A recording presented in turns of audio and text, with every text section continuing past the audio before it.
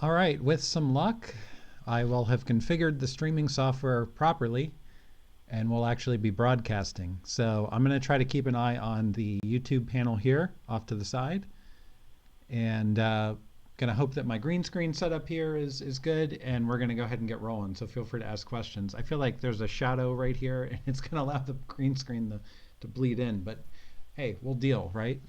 So I'm sure everyone watching this is in the same boat that many of us are in across the world, where we're kind of dealing with various quarantines and stay-at-home movements and things like that, which are very important. So one thing that I've noticed is that it causes us to kind of catch up with things that we've been meaning to do and we might not have done. So it kind of kicked me a little bit to say, hey, I've always wanted to do more live streaming. I wanted to set up an area to do it, maybe even get into a podcast at some point. But I haven't really taken the time to do that, but now I've kind of got some of the setup here. So don't know if you'll see the pups if they come around. Gwen is hanging around here. But the setup that we have here, it's just in the house. I've actually got a green screen that I got probably about a year ago, just a real cheap one. I mean, you can use anything for a green screen. You can, go to the fabric store and just buy some green fabric. You can buy a purpose-made piece for like 20 bucks. Things like that. You can get green paint and paint a wall, and using OBS as the software, it's an open source broadcasting tool. It's called OBS, allows you to set up streams, and you can stream the Twitch to YouTube, various things like that. And I got my green screen back here, and I've got a picture of the shop in the background. So I see we got Crackwag on, my first Vortex Garage Live. Well, that's awesome. Welcome. And this is actually probably only our third live that we've ever done. But the setup here is pretty cool, just in the house. Right now it's kind of temporary, but kind of permanent. And hopefully it works well. We've got another camera set up here to do a little bit of tool displays and stuff like that. We'll see how it works. One thing that I figured, if I ever do a podcast or a live, I kind of got to bring a little bit of stuff to talk about. Even though everyone knows from my videos I can babble for quite a long time, I actually did put together a few topics that we'll talk about today. And I tried to pre-set up OBS a little bit to allow us to show some pictures and different camera views and stuff like that. So that's kind of the notes about our setup and the live stream. So definitely hope that it goes well. And I'll try to keep an eye on the chat if anything comes up. Hey Kit, how are you? And like I said, I think there's about a 30-second lag, even though I'm doing a low latency stream just in terms of YouTube server, so hopefully everything looks good. All right, so one of the first things that we wanted to talk about today was a little bit of update on some of our Vortex Garage projects. We're going to talk about our F-250 and a little backstory and some funny stories about how we got that. Then we'll talk a little bit about our Fox Mustang and our Spitfire, which is always a project everyone likes to hear on. What happened to the 65 Mercury? We'll talk about that. And then we got a little bit of tool talk, which we have this little thing right here, which we'll get into later. And then we're going to wrap up with 10 automotive trivia questions. All right, so let's talk about the F-250 first off. So, oh, cool. Crackwag's following because of a Spitfire. So that's awesome. Well, we'll talk a little bit about ours and the history of that and everything too as we go along here. So very cool. So for the F-250, that's kind of been the latest project that we're working on, and it's sort of grown and become quite a bigger project than I expected, which is very common with projects, right? So if you follow us on Instagram at Vortex Garage, a lot of our content lately has been pictures of rusty pieces from our F-250. So let's start off with a little backstory. So that truck has actually been in the family for, gosh, at least 10, 15 years. It's a 2001, and my folks bought it probably around 2004 or 5, I want to say. And it was, like 3 or 4 years old, and they bought it at a Saturn dealership, and it was marked down really, really low. And the idea was, get a truck that can get work done, that can go to Home Depot and the dump and haul stuff and whatnot. And Sharky's walking in front of the table here, and he's tripping over the cords, so I'm really hoping we don't lose our connection. So, but, have a truck that can just do work and is simple. So that truck kind of fit the bill. It was an F-250, 8-foot bed, so it's got tons of payload capacity. It's a single cab with vinyl seats and vinyl floors, hand crank windows, no electronic anything, not even cruise control. So it's kind of the whole what can go wrong scenario. Well, it turns out a few things can go wrong with an F-250. So it ended up having some problems later on. It served very well for quite a long time, no problems whatsoever. It's got the V10 in it for the automatic transmission. It's a four-wheel drive. And eventually, and I guess it was probably 3 or 4 years ago, if not longer than that, because honestly, the time flies. I know first thing it had was the fuel pump go bad. And we pulled the bed off to do the fuel pump, because it was a lot easier than wrangling the tank down, because when fuel pumps die, it's right after you filled the tank. So you have a 30-gallon fuel tank pretty much full. So we pulled the bed off. Well, the bed bolts on the F-250 are these weird, well, they're not that weird, but they're one-time use Torx plus 50 heads. So what they're designed for is on the assembly line, you don't want people like struggling to put the bed on. You can actually save a lot of money if you can speed up that process. So they have these bolts, the bed bolts go into kind of like U-bolt clips on the frame, and they self-tap. So it eliminates the risk of cross-threading. So imagine on the assembly line, you're putting the bed together and you cross-thread 2 of the 8 bolts. Now you got to pull them out and replace them. The whole line shuts down while you're doing that. It's a more efficient way of assembling the truck. But when it comes to replacing everything and pulling the bed off, it's a bit of a nightmare. So a lot of times those bolts become very rusted. The Torx heads strip on them. So if I remember correctly, I think we got about 3 or 4 of them out with a Torx Plus 50 socket and an impact. And the rest we cut the heads off and then just cut them and remove the bolts after the bed came off. So I thought I'd be smart. This is probably 10 years ago at this rate when we did that actually, because and we said, hey, we'll just put some grade 8 bolts, nut and bolts in. Well, that's great, except you can't really get to where the fuel tank is, so that one's really hard to get in. But we got it back together.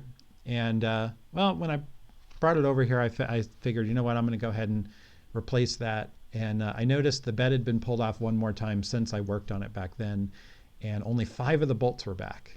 So it was missing 3 bolts, and I noticed that because I took it for a test drive down a bumpy road, and I heard the bed banging in the back. So I decided, hey, I got to pull the bed off and get to some of the work that we're doing. But let's rewind before that. So how did we come to get this truck? So like I said, it sat for quite a while with a couple problems. The big issues that it had are common issues with these trucks. The windshield was leaking, and that soaked the body control module. So it has a parasitic drag on the electrical system, kills batteries. Let's see, it was all moldy inside from water leaking for quite a while. It had the rust around the windshield frame. It had a power steering hose burst, and so it had no power steering at the time. Let's see, what else? Oh, the exhaust manifold bolts. They have studs that rust, and the studs break, and then you get really bad exhaust leaks at the manifold. And many, many years ago, the passenger side was replaced, but the driver's side was bad this time. So my folks were kind of like, hey, this truck's sitting, it's not doing any work for us. We can't even get it on the road. It won't pass inspection. So I said, hey, we'll tow it over to the shop and we'll start doing some work on it. And this is going to be great. Between, the family, we're going to have a nice work truck again, something that we can use. So here's the funny story about getting it over here.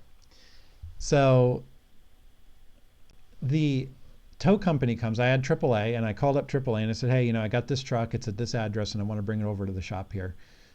So they send a tow company, and the tow guy is, like most of them, very friendly guy. He's talking to my dad, and I get a text, from AAA saying, hey, the truck's on its way.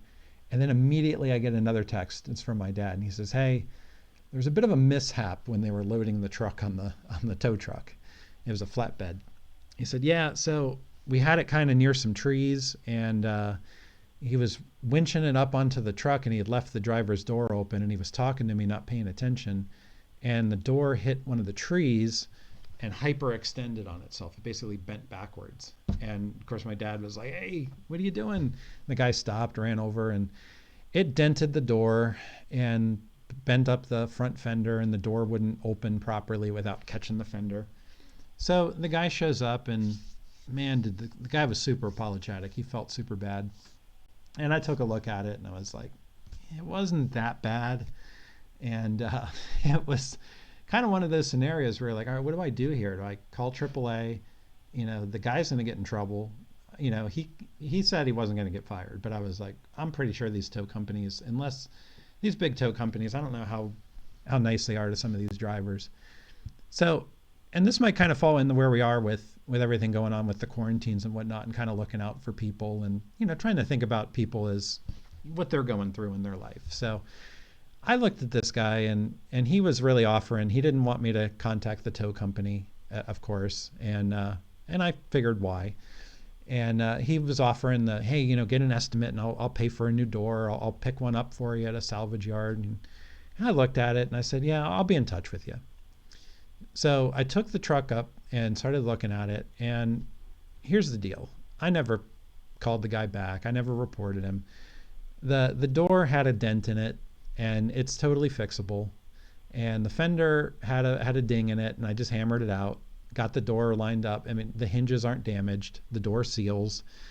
And honestly, if you look at the bed of that truck in pictures, the whole passenger side of the bed has a scrape and a gouge totally down the side. It's got a little bit of rust in it. The frame's rusty. The truck is old. It's a beat 'em up pickup truck. All right. So I ended up deciding, you know what, I'm not going to call the guy. I'm not going to make him shell out $300 for the door. I'm just going to repair it. I'm going to get it working. And if later on I decide I want to repaint the truck, I got the tools. I can pull the dents. I can smooth them out. I got the dollies and the hammers, and I can use the practice. I'll fix it. So I ended up not really dealing with the guy and just sort of let it be. And some people found out about that and kind of gave me a hard time. They were like, hey, they messed it up. They should be held accountable.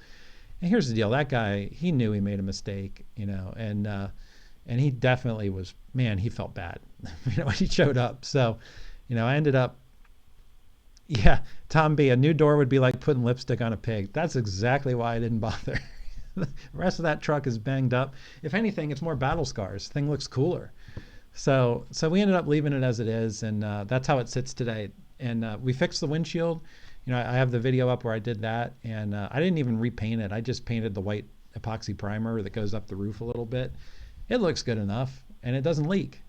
It's totally functional. So, that's what we got with the truck here. So there's a little story about being brought over and, something to remember. People make mistakes. That dude made a mistake, and, you could tell he's been doing tow driving for many years. I didn't want to put him in a bad spot, and, everyone has a bad day. And, hey, it's a beat-up truck. Now, if it was a fancy car or a brand-new car, yeah, we'd have to get it taken care of. But an old truck like that, it's all good. So we get the truck. I fixed the power steering leak, fixed the exhaust manifolds, which was a pain, and I actually farmed that one out. I removed a couple of them, and it was taking so long to remove them, I just didn't want to deal with it. And I don't know if y'all have ever been in this situation. I could have hacked at it for another 8 hours. I could have gone through drill bits. I just took it down to a shop, local in town, works on trucks all the time. They've dealt with the same, engines and the same removals. They have all the tools for lining things up. And I just paid a couple $100. They finished the job for me, put some stainless steel studs that I provided them, and got it back. So that was nice. Sometimes it's really nice to just get here late. So, yep, Tom B is exactly right. Adds character. So got the truck back and was like, all right, I think we're pretty much ready. I fixed the windshield, which you got the videos up for, and said, I think I'm pretty close to getting it inspected and back on the road. But I took it down for a test drive, heard the banging in the back, realized it was missing some bolts in the bed, and I said, well, I'm going to pull the bolts out. I'm going to pull the bed, order a new OE bolt kit, which you can find. Dorman even makes them. A lot of companies resell them in the aftermarket too, pretty cheap. And when I pulled the bed, I'm supposed to put pictures up here or something. So yeah, what am I supposed to do? Let's see. Yeah, look, there it is. There's the truck. So that's the truck as it sits today. So I pulled the bed off of it, and 2 of the bed rails fell off from rust. And I was like, okay, this just became more. This became more work. So rather than just, what I was going to do is pull the bed, clean the frame up, pop the bed back on with new bolts. Now it's bed rails. I ended up sanding the frame down, painting it with the rust encapsulator. While I was at it, we had put this cheap Airtex fuel pump in it 10 years ago. So I'm like, hey man, I got perfect access to the tank. Went ahead and picked up a Motorcraft fuel pump for it, put that in. Found brake lines that had been replaced that were done well enough to work, but were old and not looking that hot. So I decided I'm going to replace all the brake lines. Then it became the brakes were completely rusted, replace the brakes. It sounds like a lot of money, but all in all, I'm probably about an extra $800 in on this truck. And since it's a family truck, I didn't actually, purchase it. We're keeping it in the family. The initial cost was done in like 2004. So it's just throwing $800 in an old truck, plus the money for the windshield and whatnot. So all in all, it's probably going to come out to about $1,800 when it's all said and done. And we're going to have a mechanically sound 88,000 mile F-250 with a V10 four-wheel drive and an 8-foot bed. So we'll be able to haul a lot of stuff. So that's the story on the truck and where it is. We keep stuff going in Instagram with that, and I'm taking video as I do some of the work now, and I'll eventually get and put it in. I like that idea, Tom. Make it a flat deck with a tilt bed. I thought about that, and that's actually an option I wouldn't mind considering. I might have to do a little bit of research and see what's out there. So, or just make my own, get a hydraulic ram and whatnot. That would definitely make it pretty useful. All right, let's see. What do we got next? So that's the truck, and of course, any questions that come up, I'll try to keep an eye on YouTube, and we can chat about those. Make that little extra. Oh, that picture did come up, didn't it? Yeah. All right. How do I make that go away? I'm still getting used to the stream software, and I haven't quite figured the green. There's still shadows. I think I need to backfill it a little better, but it's pretty cool. Another hobby is just playing with the camera stuff. So the next thing on the agenda for today, I wanted to talk a little bit about some other project updates. So our Fox Body Mustang. So that's Project Scope Creep, which you can see the videos on our channel. We've got 2 videos from that. I've actually got some extra video from some of the work that we did that I keep meaning to go back and edit and give you some extra things, like simple things like the power steering setup on it. We had parts from 82 and donor engine from 93. And there's some variations that are highlighted in one of the videos about the bracket differences from 82 to 93. But we cover a little more detail how to, pull the pulleys off, what model number pulley you want to buy if you're putting a new pump on and you don't have the setup, because I was missing a lot of parts when I got the car and stuff like that. So we'll add some more video to our channel. So that one was fun. That car we picked up, I've always, and I said this in the video, but I've always really liked the front clip of the 4-eyed Mustangs from the early 80s, specifically the 79 Pace Car, the 81 Cobra, and the 82 GT. They all share that kind of unique front end, and I just always had a thing for them. When I was younger, I had I wasn't that young. I'm still pretty young, but a little while ago, I had a 90 Mustang GT 5-speed, and it had 210,000 miles on it, and I sold it to a friend of the family. Because I just wasn't driving it very much. And, well, you have one Fox body and you start missing them. So, oh, cool. Boomerang Stang is on. So you're going to like the Fox body talk. So check out Boomerang Stang on Instagram if you want to see some good Fox body stuff and a good story on a Fox body coming back to somebody. And that's kind of poignant since I just said I sold my Fox body from my 1990 that I had many years ago. So, I wanted one back. I wanted to get another one at some point, but I was like, man, I want to get an early one. And this 82 popped up on the local Craigslist, and it had no engine, no transmission, and it was like $1,000. And I was like, well, I know that the earlier ones, they started having rust problems, so I'm going to go look at it. So I went and looked at it. The seller was really cool family. They were a military family. They were getting ready to move one last time. And he had an old Ranger, a mid-80s Ranger, that he had taken the engine out, and he was converting his Ranger to a V8. And he had always planned to continue working on the Mustang and build it up. But when they'd moved, they decided, we're not going to keep all the projects. We're going to let the Mustang go, and we're going to take the Ranger with us. And then when we settle in, we'll figure out what the next project is. So I went over the Mustang, and he had all the used parts that he didn't use in the back. He had a lot of documentation. He had the Marty report already done. He had full service manuals. He had driven the car before he took it apart. Looked underneath. It was undercoated. Didn't have any didn't have any rust on it because the undercoating had maybe a tiny little bit in the front of the sway bar mount, which is very common. But the shock mounts, the strut mounts were clean on it. Firewall was clean. So I was like, man, I didn't even negotiate on the price, which is weird. Usually I do, but I just felt this is a good deal for the money. So we had good title and everything, so bought it and took it home.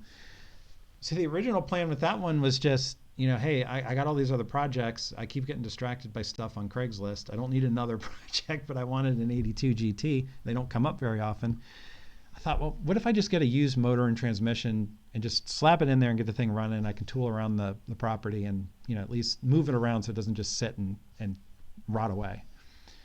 So I found through our local Mustang groups an old guy, a dude I hadn't talked to in years, back from the original Mustang Club days, and kind of reached out. And he reached out to me and said, hey, my buddy still runs a shop, and he's got a motor and transmission from a 93 in the back of his shop that got replaced. It's a tired engine, but hit him up. He's probably just looking to get rid of it. So hit him up, $300 for the complete motor. So I go to the shop and he says, hey, I got the transmission, extra 200 if you want it. You can have the T5, which is awesome because I had the 4-speed SROD, but those things are like glass, right? They're pretty weak transmissions. So I said, yeah, man, I'd love to get the 5-speed.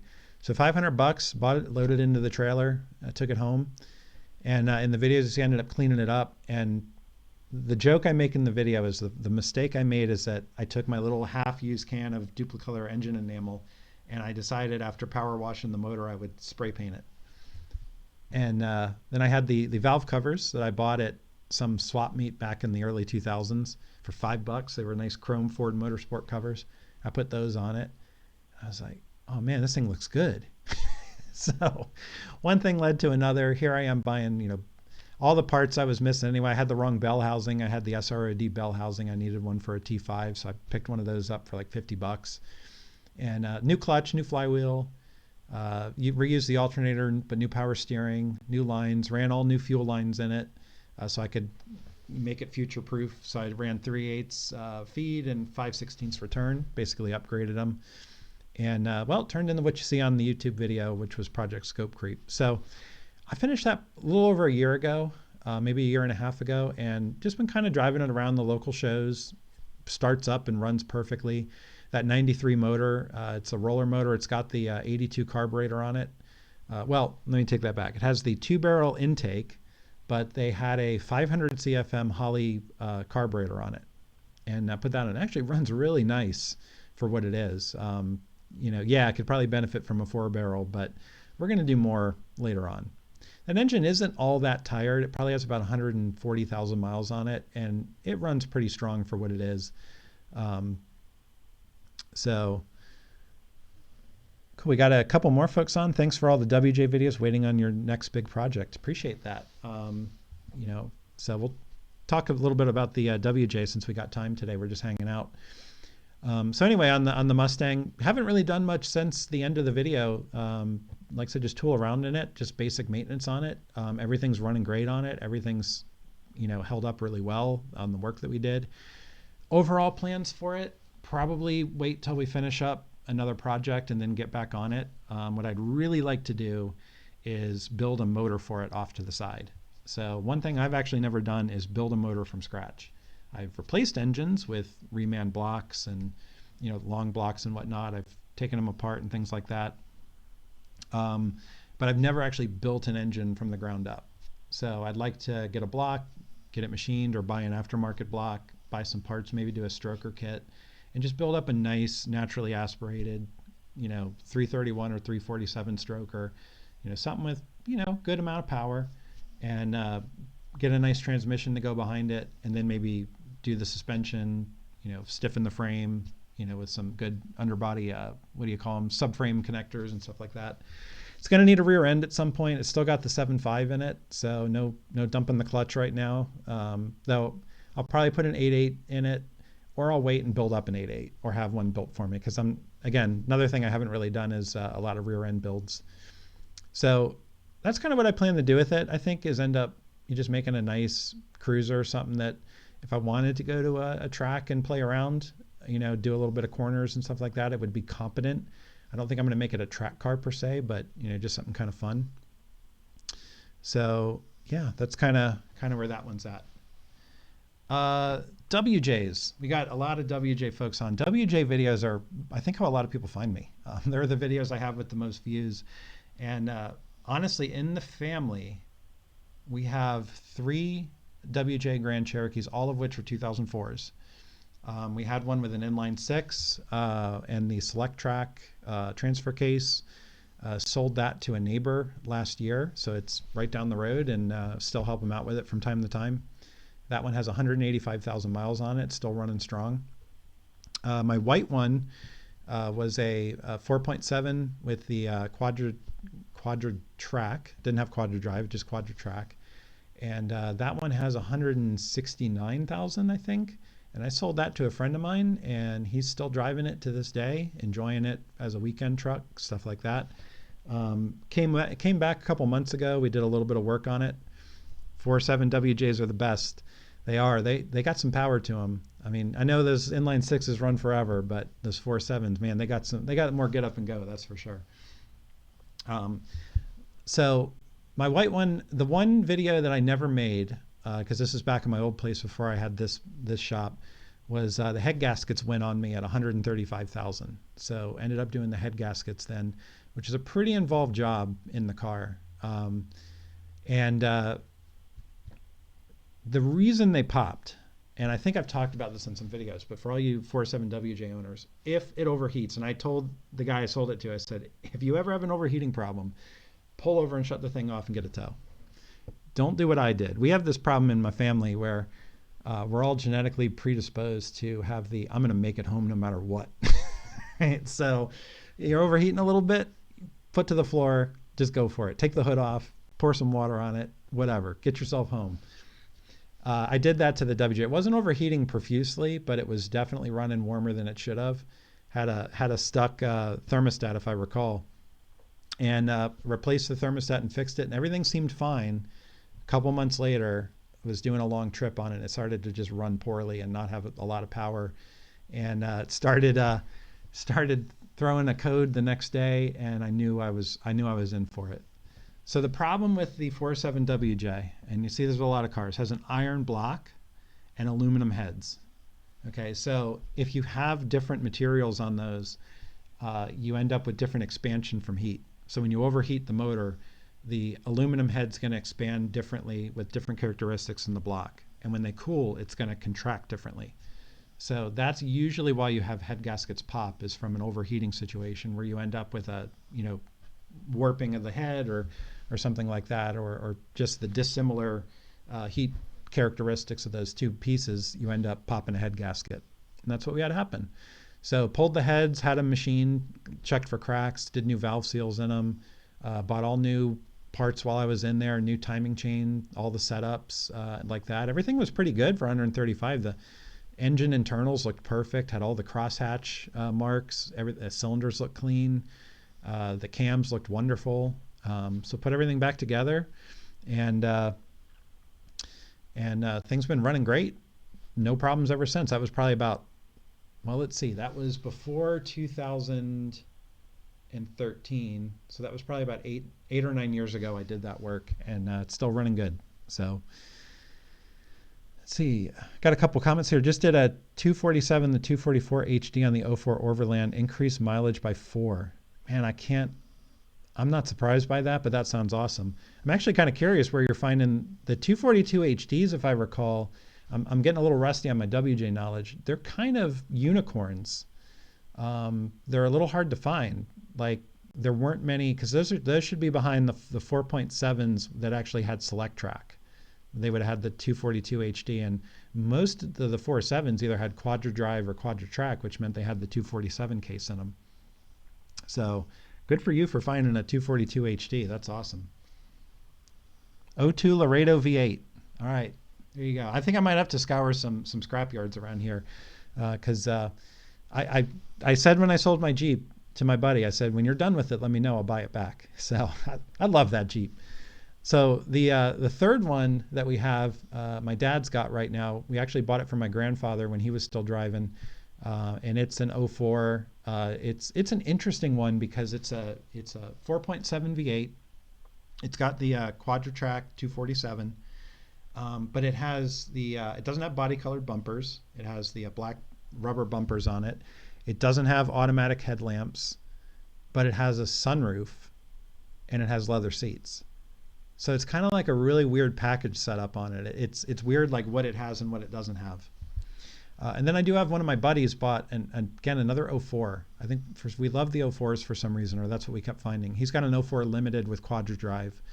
I don't think they've driven it in a while, but it's served him well for many years. So I keep meaning when I get the WJs over, whether it's the inline 6 one that's down the road, I think we're going to do some air conditioning work on it maybe this year. And when my buddy needs something done on his, maybe I'll try to get folks to hold the camera while I'm doing it, and we'll get some more WJ videos posted. Spitfire. I think we're going to save a lot of Spitfire talk for the next live stream that we do. So I haven't really done a lot of work on that this year yet. Just been busy with work and traveling and stuff like that. And of course the F-250. I get distracted so often. So the Spitfire is a real long-term project for me. Just to kind of give some backstory on that. That car is my dad's car, was my dad's car. And the earliest memory I have of riding in a car is pretty much riding in that Spitfire. So it is pretty much the car that was responsible for getting me into cars. So it was something I always wanted to kind of fix up. And it was taken off the road, I think in 1990. And it just had a lot of problems, bugs, electrical gremlins, body issues, things like that. And as I got older, I always wanted, I remember in school, I used to tell people, oh, I got a car already. I got a Spitfire and I'm going to fix it up. And of course I had no money. I had no skill, so I didn't. So I ended up at one point in time, I forget, this is, gosh, probably 15, 20 years ago. I took it apart and I was like, I'm going to start fixing it. And, my dad helped a little too. We were working on it. We took the thing apart and I just took a belt sander and a grinder to it. And I said, I'm going to get all the paint down. I'm going to grind it to bare metal and see what we got.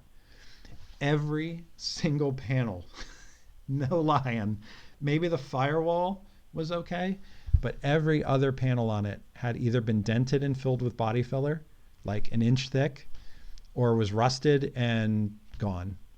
The whole, it was just so disheartening. Like the whole body tub was just shot on the thing. Both of the rear quarter panels had accident damage where they had pulls. They're probably somewhat salvageable, but I certainly didn't have the skill or the tools at the time. The rear valance, it had been rear-ended at some time, and that had been pieced back together and body filled over. The floors were rusted through and had fiberglass over them. The rocker panels were gone.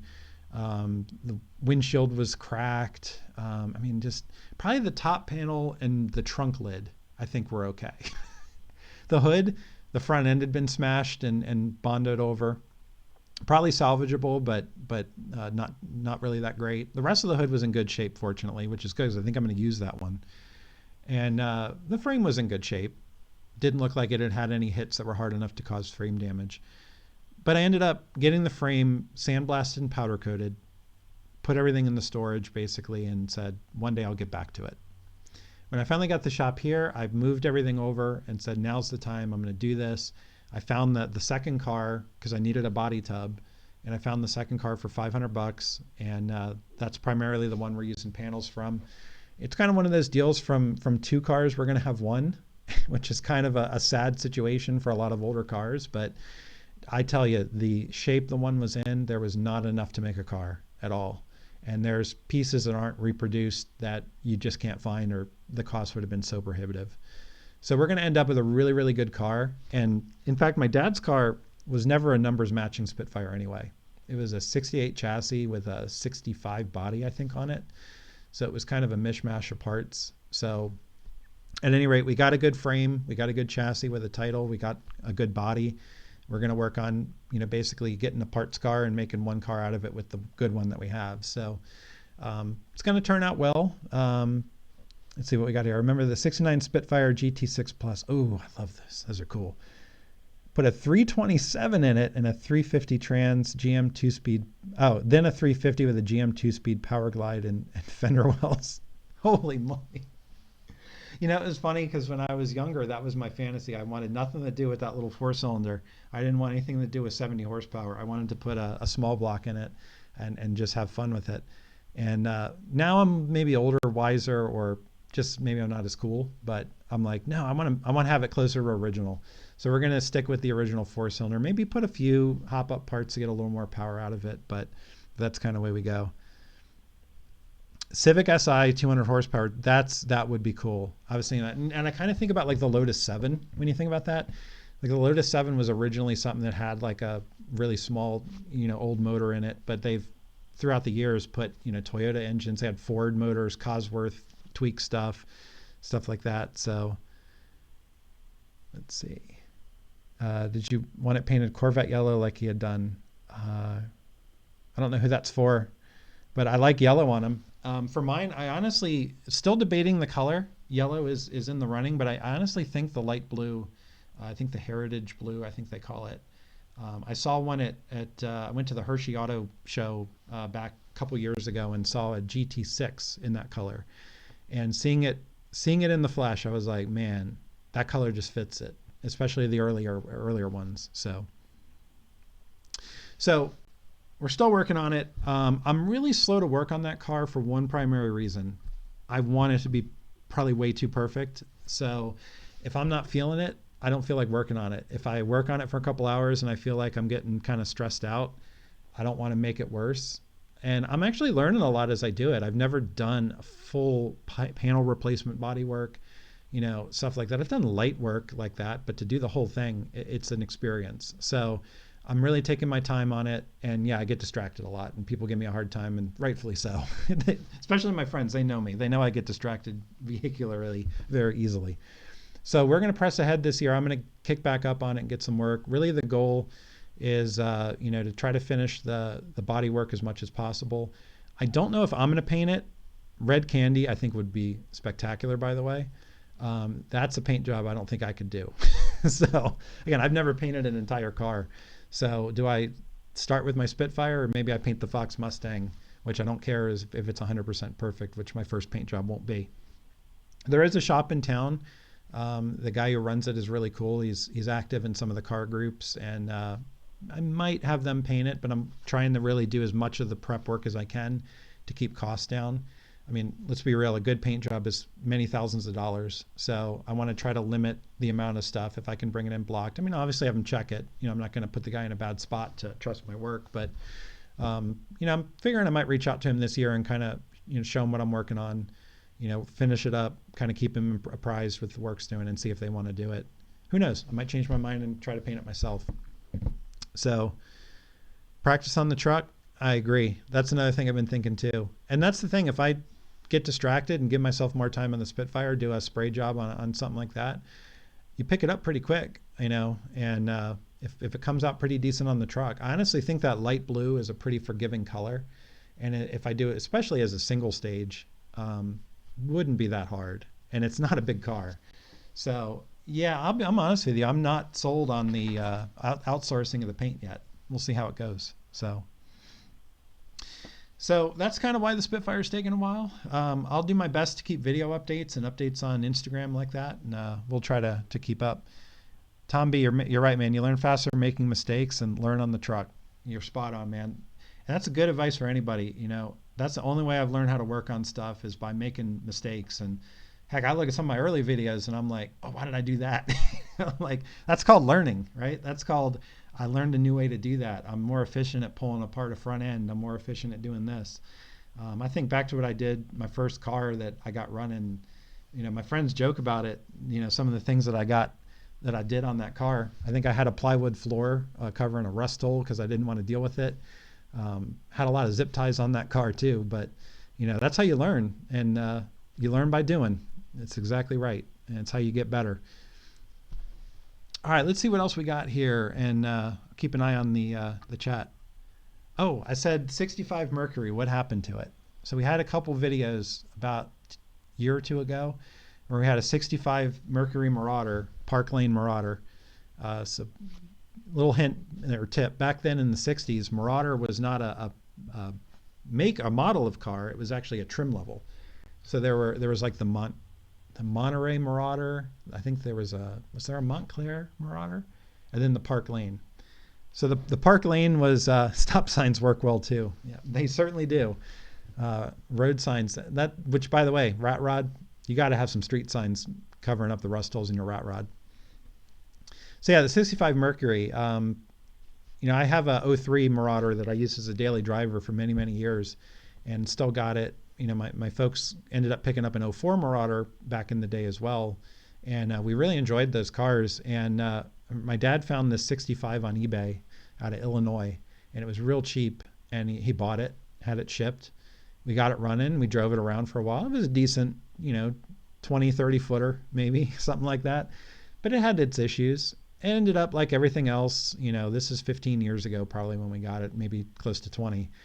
And like everything, well, wait, it was after 03, so it couldn't have been more than 15. So anyway, like everything, it ends up sitting. It already had some rust issues coming from Rust Belt from Illinois, and it ended up with some other difficulties from sitting. One of the things, if you look at one of the videos, and this is why YouTube's awesome, and you all are awesome, because the comments that people leave are super helpful. And there was a guy who commented, I don't remember his name, I don't have it in front of me, but he knows everything about these cars. And he basically says, hey man, the reason your trunk rusted out is there's vent tubes that connect into the car that go to the back vent, and they're rubber tubes and they break all the time. They just dry rot and break. And basically every rainstorm, all that water is just dumping into the trunk. And man, if he wasn't right, I opened the trunk up and there were those two vents totally ripped and broken. So a couple videos where we got the thing running. We had it towed over here. And another funny story with towing. Had it towed over, and our road's pretty rough back here, and hit a pothole and the gas tank fell out. The straps were not rusted too bad, but the mounting area where the straps were was rusted so bad, the strap broke out and the fuel tank fell out and was basically dangling by the filler neck and the fuel line on the bed of the tow truck. Luckily, it was at the last half mile. So I was like, oh man, this thing is way worse than I thought it was. And I was right. The complete rear area of the trunk is gone. The frame is rusted back there. The fuel tank's shot. I'm pretty sure there's video on our channel where we walked through and showed you that. I did clean it out, and I was like, well, let me just clean the thing up, see what we got. And as I was cleaning the back of it out, that's when I stepped in. After I took the rear seat out, I stepped on it and just went straight through the floor, right through the carpet. The lower floor pans, the seat pans were completely rusted for the same reason. It looks fairly solid in the rest of the floor, but there's definitely a lot of hidden rust on it. Basically, that car is on hold, and I might be at the point where it's so bad off, it's going to become a parts car and find another one. I think they're cool as anything. You hardly ever see those driving around. So I'm not throwing it away. It's in a good spot. I got it covered outside. It's sitting on concrete, so it doesn't get any worse than it is. The motor does run. It's got a 390 in it. And so that one, I've got plenty of sheet metal, and I've got the tools. I could probably fix it. But I'm afraid that the minute I pull the body off the frame, because I'm going to have to do some frame repair on it, I'm just going to get stuck in this never-ending rabbit hole of fixing that. And I just can't allow myself to get distracted. So it's hanging out there waiting for me. And I always dream, I don't know if everyone else does this, I think during the week about what I want to do on the weekend, because it's a hobby for me. And I go, oh man, all right, I'm going to do all this work in the first 4 hours of the day. And then, I'm going to pull the body off the Mercury, be done by 11 a.m. Then I'll sand the frame down. 3 p.m. I'll paint it. And then Sunday I'll replace the metal. And then next weekend I'll put it back together. So, yeah, no. I always so underestimate the tasks or overestimate how fast I work. So that one's hanging out. It's waiting there, and eventually we'll get to it. And maybe we'll pull it in, get it running again, and sort of go. So, yeah, 10 p.m. rolls around. Yep. That, in fact, is why we call it the Vortex, by the way. It was a joke that came up because there's no windows in the shop. We go in there, shut the door, and say, I'm going to go out. I'm going to spend 20 minutes. I want to do something really quick. And 5 hours later, I come out and it's dark out and I don't know what's going on. So that's why we got the name Vortex Garage. All right, tool talk and then trivia. So we're actually doing pretty good. I have no time schedule. I said we'll do at least an hour today. We're 45 minutes in. So tool talk that we got here. We're going to talk about this right here. This is called a fuse buddy, and this is going to help. I made mention of a parasitic loss on the F250 with the body control module. We actually did put a replacement junkyard BCM in, and it solved most of the parasitic loss, but there's still a small drain on the system. So my guess is something under the dashboard is still having a problem.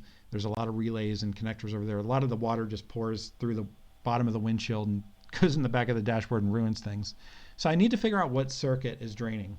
And there's a lot of ways to do that. Let me switch to our other camera here.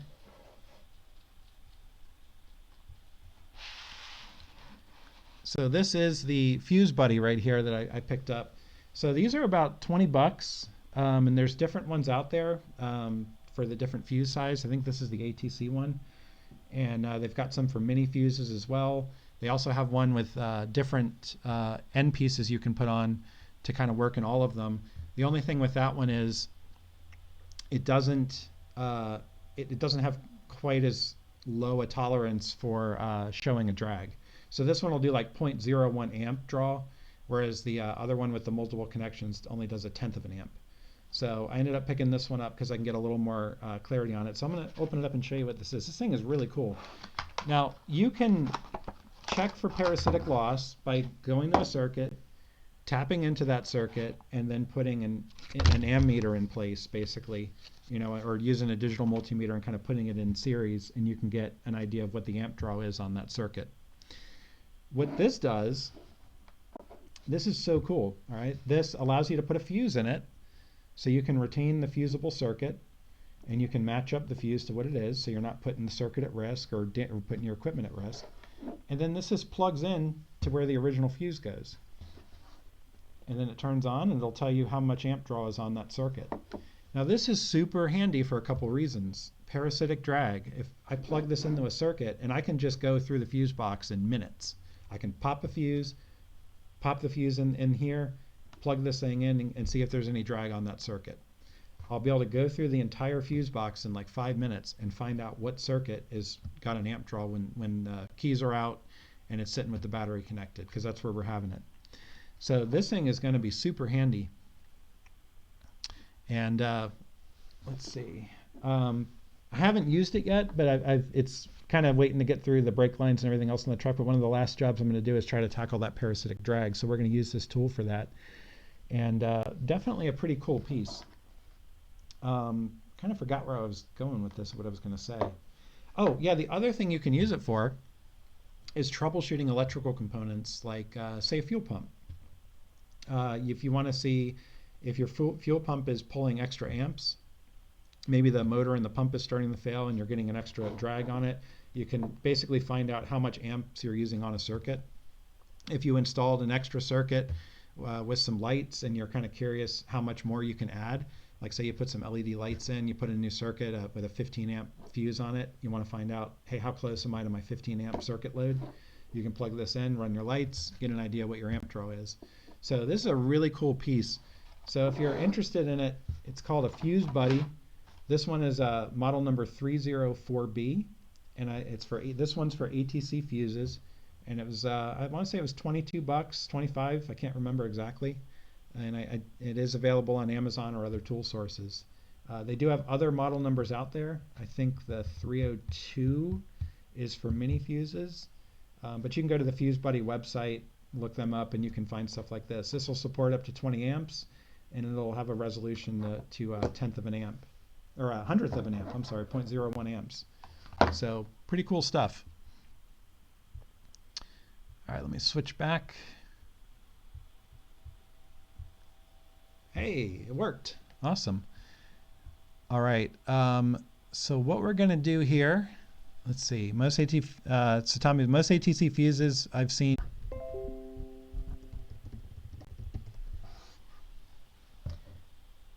All right, I think we're back. Sorry about that. Had a little bit of a hiccup.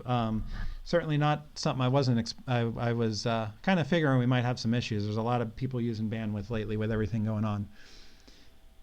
But yeah, Tom, no worries about the distraction. And you're exactly right about back probing the fuses. So, all right. So what we're going to do here is we'll try to do some more live streaming going on. We're going to wrap up today with some trivia. So if you want to grab pen and paper or type on your computer, just say it out loud in your head. No prizes. We just got 10 questions for fun. We're going to read off, and I'll read the questions, give a little break in between, and then I'll go back and we'll read the answers off what they are. I found them through various sources. A few of them I thought up on my head. Ones I thought up on my head, I don't know if they're right. They probably are. So, but you know, forgive me. Luckily, we're not doing this for prizes. So, let's see. For other live streams, though, I do want to try to set some up this weekend if I'm doing some work out in the shop. Maybe just run the camera, do a live stream. I know a lot of people are kind of stuck indoors. You know, hopefully you're out working on your stuff. But, you know, for people who want to just hang out, I'll try to turn it on. It might be harder for me to catch up to questions and things like that, but I'm really good at taking breaks when I work. Let me tell you that. That's one of my skills. All right, automotive trivia. No prizes, just for fun. All right, we got 10 questions. So question number 1. And I'm guessing this is for the U.S. This particular question goes for the U.S. This might be in the world, actually. Yes, it's probably in the world. All right, so the Beetle was the world's best-selling vehicle of all time until the late 1990s. It was overtaken by which car at that point? So in the late 1990s, which car overtook the Beetle as the world's best-selling vehicle? All right, I won't give the answer out until we're done. So.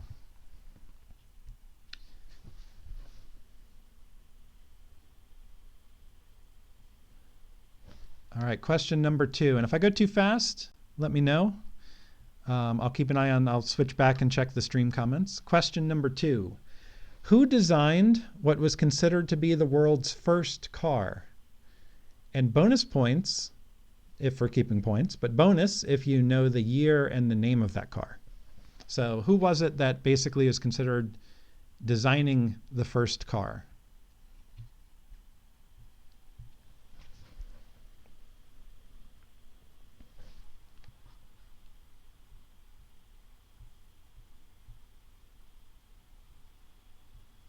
All right, and number 3, what is the name of the orange type coolant used in many General Motors vehicles?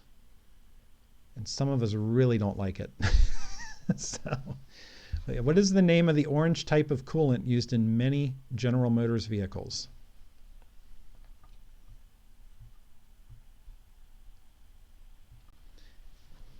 All right, number 4, what car is considered to be the first muscle car in the United States?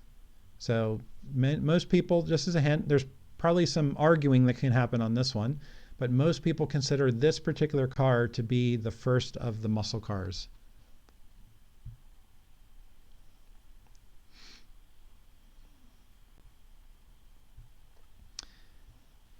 All right, I see we still got Boomerang staying on, so this one's for you. All right, number 5. The Fox chassis Mustang was produced during which years? So what's the year range that Fox body Mustangs were out there? Second part to this question, in which years was the next revision of that chassis produced, which was codenamed SN95? So years of production for Fox chassis Mustangs, and then what are the years for the SN95?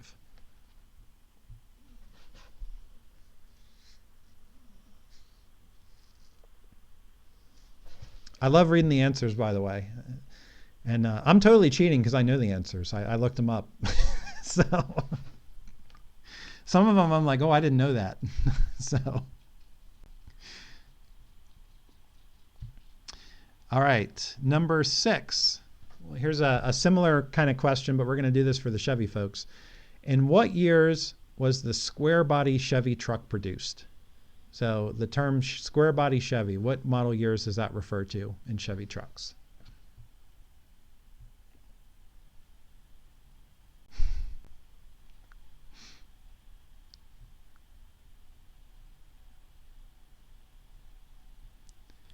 All right, number 7.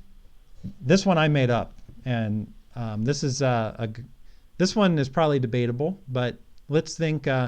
From the steering wheel to your steering knuckle, can you name, let's see how many, 1, 2, 3, 4, 5, 6, 7. I have 7 things with steering wheel and the knuckle being 2 of them. So you got to fill in the 5 in between. What are the major components of a modern rack and pinion steering? So go from your steering wheel all the way down to your steering knuckle on the right before the wheels. What are the components that make up that system?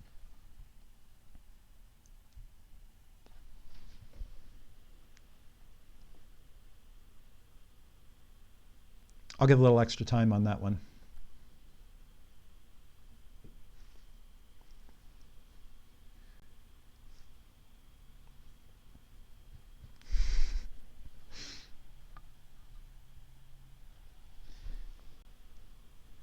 I'll tell you what, for all you WJ owners, if you say steering box, I'll let you have that too. That's not a rack and pinion. So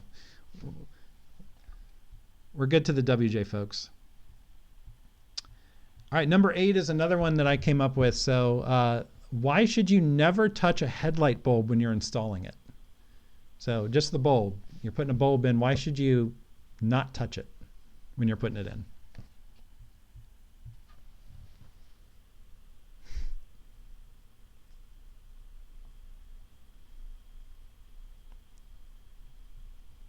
Nice. Seeing some good answers there. Also seeing on the steering one some things I didn't put in my answer. So that's what I'm saying. Some of these might be debatable depending on the level of detail you want to go.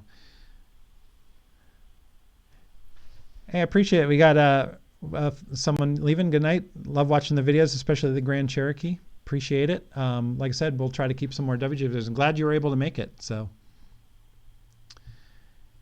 all right, we got 2 left. Number 9. What company opened the first drive-in gas station in the United States? I don't know if this was out of the US, so let's preface it with the United States. So what company opened the first gas station in the US, first drive-in gas station? Bonus points if you know the place and the year.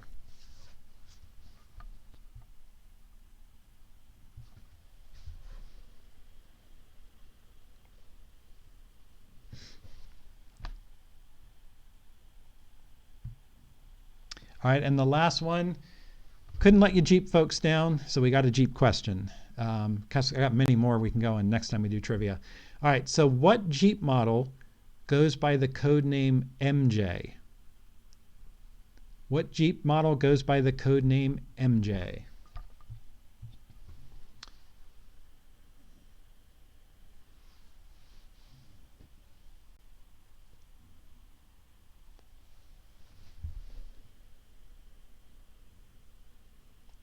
Giving you all a little bit of time there, but also I enjoy catching up on the comments here. I'm going to tell you on that gas station one, I thought Texaco, not Texaco.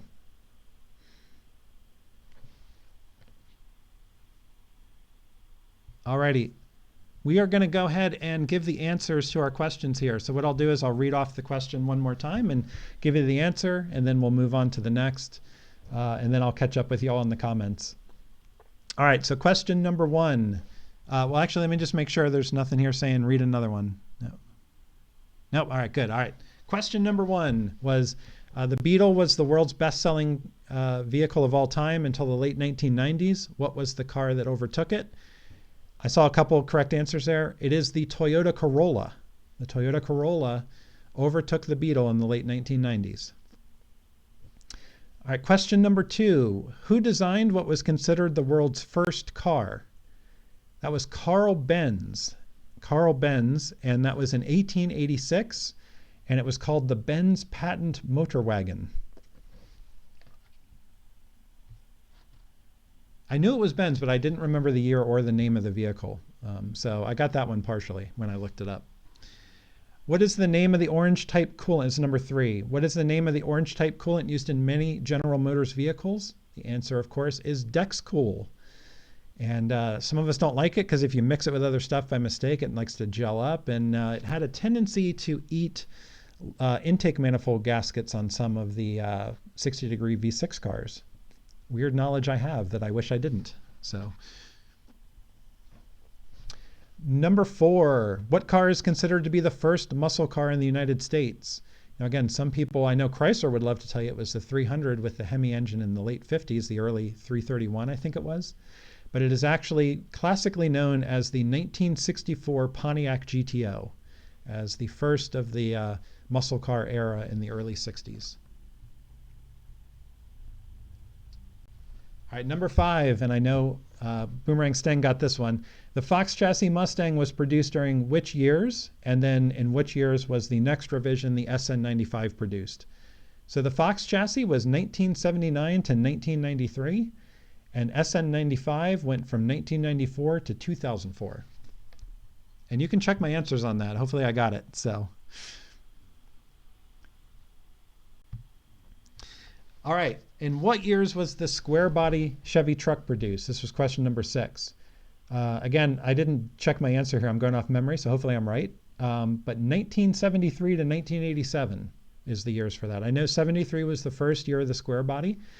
Little interesting tip on those, the early 73s didn't have drip rails above the door. So a lot of people like buying the 73s when they want to shave the drip rails off because they're already done. 87 was the last year for the square body truck. In 88, they moved to the newer design. I forget what they called the new one. Though you could basically tell me there's a little bit of a qualifier. I know the Suburban kept with the square body design through 91. 92 was the first year of the new Suburban design.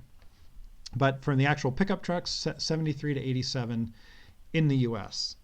See, there's so much thing. When you take a worldview on it, I want to say in Mexico, the square body lived on to like 91 or 92 for the trucks. I'd have to Google that one to remember.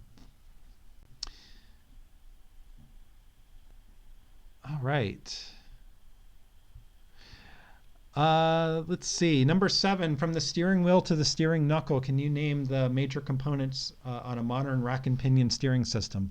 So many of you probably had a lot more detail in your answers than I did, so you can pat yourselves on the back for that.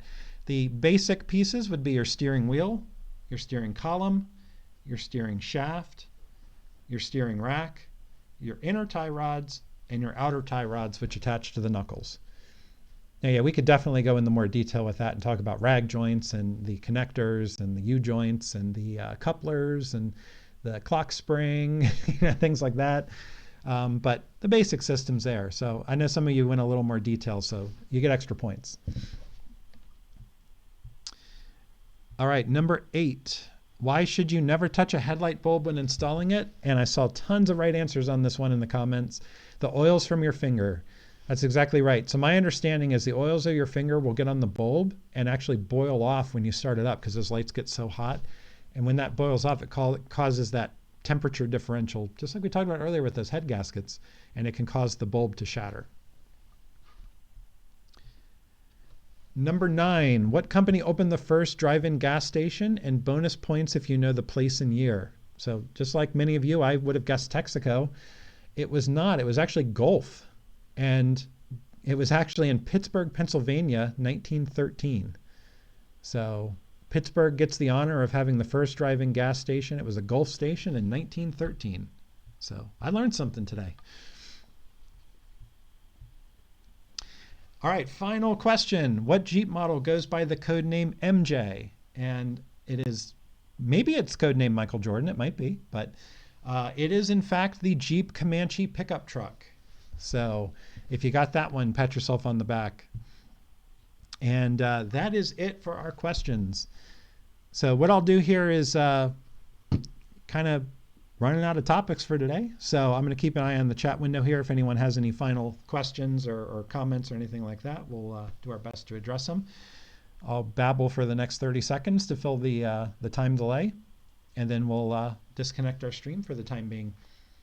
So hopefully everyone did enjoy it. Hopefully we had some cool things to talk about. I think I'll try to do these from time to time. I got my setup down here. I got OBS set up. I'll be able to flip the switch, give you all a heads up, come in with some new trivia questions. We'll come up with some other things to talk about. I can share some Jeep stuff, share some pictures.